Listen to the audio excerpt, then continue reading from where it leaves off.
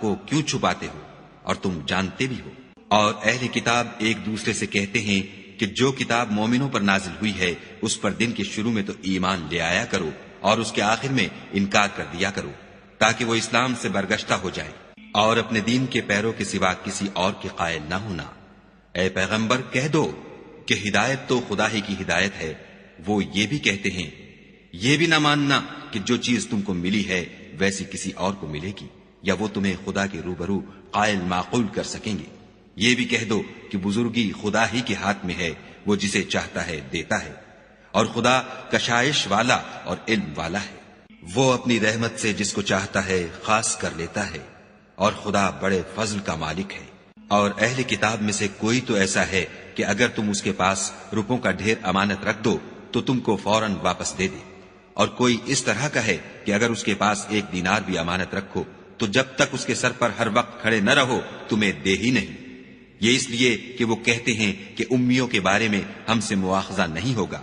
یہ خدا پر محض جھوٹ بولتے ہیں اور اس بات کو جانتے بھی ہیں۔ ہاں، جو شخص اپنے اقرار کو پورا کرے اور خدا سے ڈرے تو خدا ڈرنے والوں کو دوست رکھتا ہے۔ جو لوگ خدا کے اقراروں اور اپنی قسموں کو بیچ ڈالتے ہیں اور ان کے عوض تھوڑی سی قیمت حاصل کرتے ہیں، ان کا آخرت میں کچھ حصہ نہیں۔ ان سے خدا نہ تو کلام کرے گا اور نہ قیامت کے روز ان کی طرف دیکھے گا، اور نہ ان کو پاک کرے گا، اور ان کو دکھ دینے والا عذاب ہوگا۔ اور ان اہل کتاب میں بعض ایسے ہیں کہ کتاب تورات کو زبان مروڑ مروڑ کر پڑھتے ہیں تاکہ تم سمجھو کہ جو کچھ وہ پڑھتے ہیں کتاب میں سے ہے، حالانکہ وہ کتاب میں سے نہیں ہوتا، اور کہتے ہیں کہ وہ خدا کی طرف سے نازل ہوا ہے، حالانکہ وہ خدا کی طرف سے نہیں ہوتا، اور خدا پر جھوٹ بولتے ہیں اور یہ بات جانتے بھی ہیں۔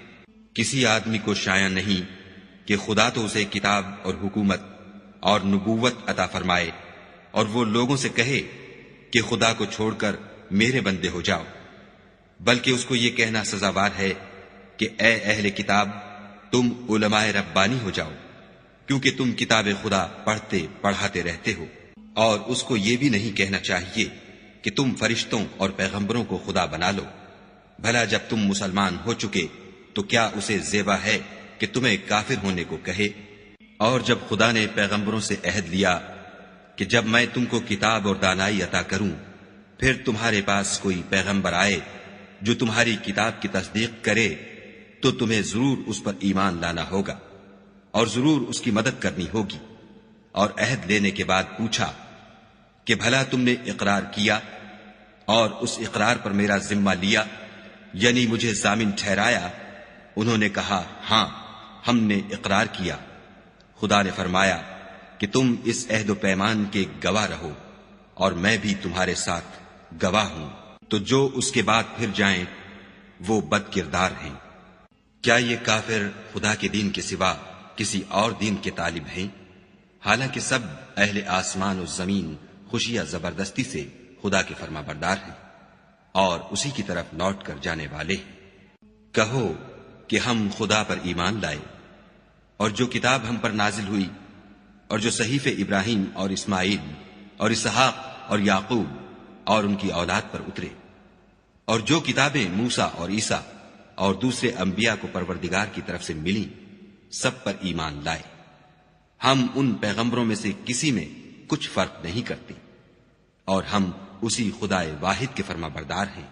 اور جو شخص اسلام کے سوا کسی اور دین کا طالب ہوگا وہ اس سے ہرگز قبول نہیں کیا جائے گا، اور ایسا شخص آخرت میں نقصان اٹھانے والوں میں ہوگا۔ خدا ایسے لوگوں کو کیوں کر ہدایت دے جو ایمان لانے کے بعد کافر ہو گئے اور پہلے اس بات کی گواہی دے چکے کہ یہ پیغمبر برحق ہے، اور ان کے پاس دلائل بھی آ گئے، اور خدا بے انصافوں کو ہدایت نہیں دیتا۔ ان لوگوں کی سزا یہ ہے کہ ان پر خدا کی اور فرشتوں کی اور انسانوں کی سب کی لعنت ہو، ہمیشہ اس لعنت میں گرفتار رہیں گے۔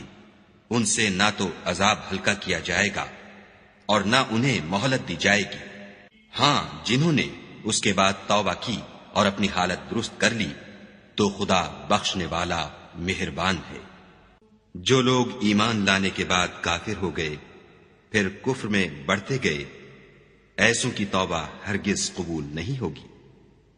اور یہ لوگ گمراہ ہیں۔ جو لوگ کافر ہوئے اور کفر ہی کی حالت میں مر گئے، وہ اگر نجات حاصل کرنی چاہیں اور بدلے میں